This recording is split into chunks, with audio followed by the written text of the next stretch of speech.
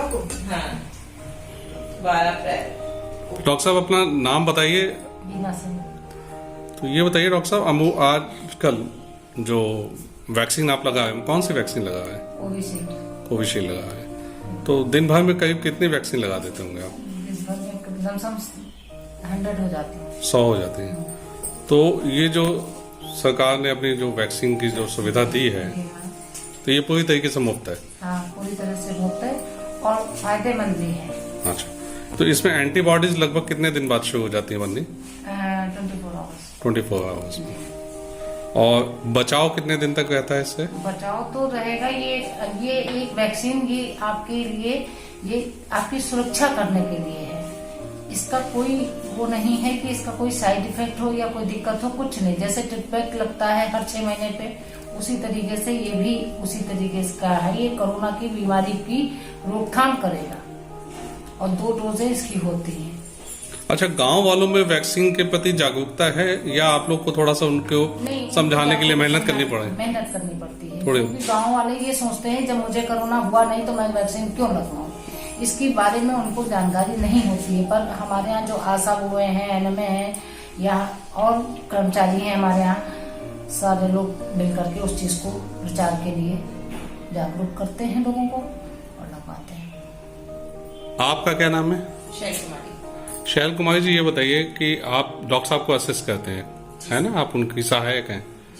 तो जब आते हैं तो अधिकतर किस आयु वर्ग के लोग आपके पास आ रहे हैं वैक्सीन के लिए अभी? वैक्सीन के लिए सर 45 साल से ऊपर ही। अच्छा, 45 साल से ऊपर कोई उनको शारीरिक दिक्कत हो जैसे डायबिटीज या हार्ट प्रॉब्लम हो तो? नहीं, कोई साइड इफेक्ट हर मरीज ही लगवा ही सकता है दीदी ना, बाकी कोई इसका वो नहीं है। लेकिन बस ये है कि यहाँ पे सर साक्षरता की कुछ कमी है। जैसे कुछ शिक्षित लोग हैं तो इस चीज को बहुत जल्दी समझ जाते हैं, जो अशिक्षित हैं उनको भी बहुत मेहनत करनी पड़ती है समझाने में। बस यही है जो पिछड़ा रहता है काम, लेकिन हम लोग कोशिश करके। हाँ जी, आपका नाम क्या है? ज्योत्सना सिंह।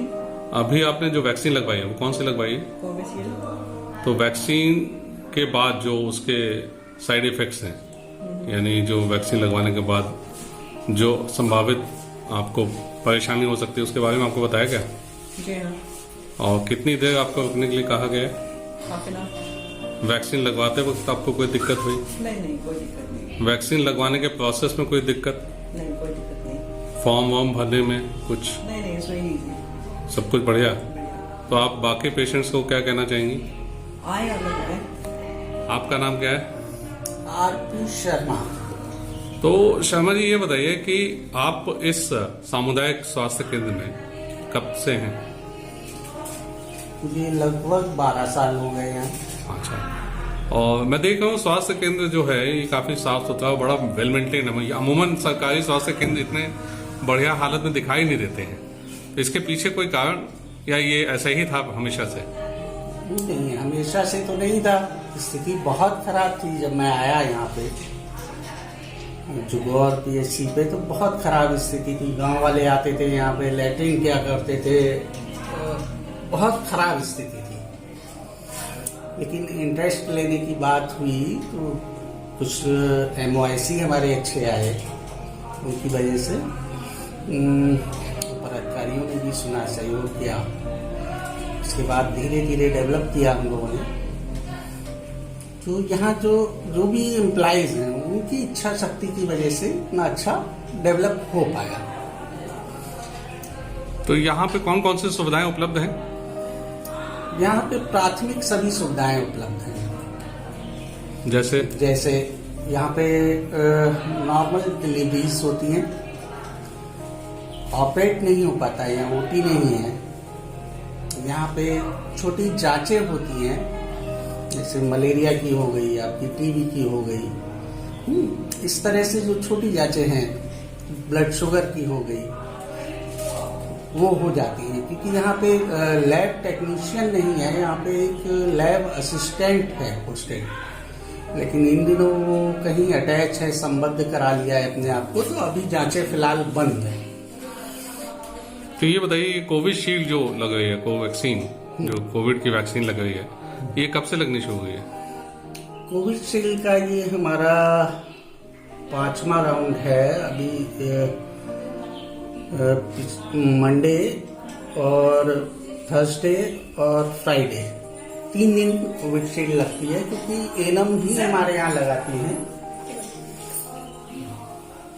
तो एनम्स का रेगुलर वैक्सीनेशन प्रभावित ना हो, उनका रेगुलर इम्यूनाइजेशन भी चलता रहता है। तो 3 दिन उनके फ्री होते हैं, जो पीएससी पे या अपने केंद्र पे, उपकेंद्र पे उनको 3 दिन मिलते हैं ओपीडी के लिए। वो उन्हीं 3 दिनों को चुना गया है और वो वैक्सीनेशन यहाँ पे होता है। अच्छा, कोवैक्सीन, ये जो कोविड की वैक्सीन है, जो कोविशील्ड जो वैक्सीन है, इसको लगवाने से पहले कोई खास एहतियात की आवश्यकता है? मतलब ऐसे कौन से लोग हैं जो कोविशील्ड लगाने से पहले थोड़ा सा सावधान है, अगर वो बीमार हैं? कोई ऐसे बातें जो जहन में रखनी चाहिए? अभी तक देखने में आया है ऐसी कोई बड़ी बात नहीं है। कोविशील्ड कोई मेजर रिएक्शन नहीं देखने को मिला हम लोगों को। हल्का फुल्का बुखार, जैसे आम बच्चों के जैसे वैक्सीन लगती है, आपका डीपीटी का हो गया, अन्य वैक्सीनेशन हो गया, उसमें फीवर आता है, तो उस तरह से हल्का फीवर आ सकता है।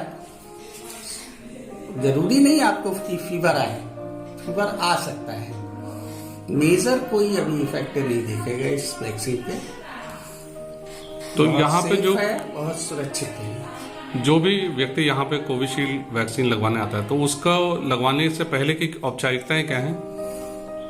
एक हमारे यहाँ एक कार्ड है कोविड का, वो कार्ड भरना पड़ता है, अपना आईडी प्रूफ लाना पड़ता है। आईडी प्रूफ में वो वोटर आईडी कार्ड ला सकता है, आधार कार्ड ला सकता है, पैन कार्ड ला सकता है। इस तरह का कोई भी आईडी प्रूफ एक लेके आएगा और सडनली तुरंत ही यहीं पे रजिस्टर्ड उसे करते हैं और उसके बाद कंफर्म करके वैक्सीन लगा दी जाती है।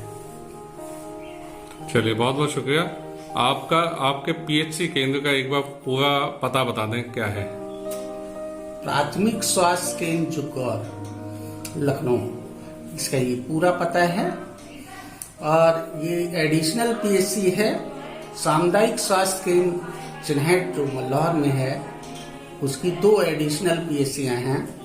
एक पूरब गांव में है प्राथमिक स्वास्थ्य केंद्र पूरब गांव, और दूसरी जो है प्राथमिक स्वास्थ्य केंद्र जुकौर।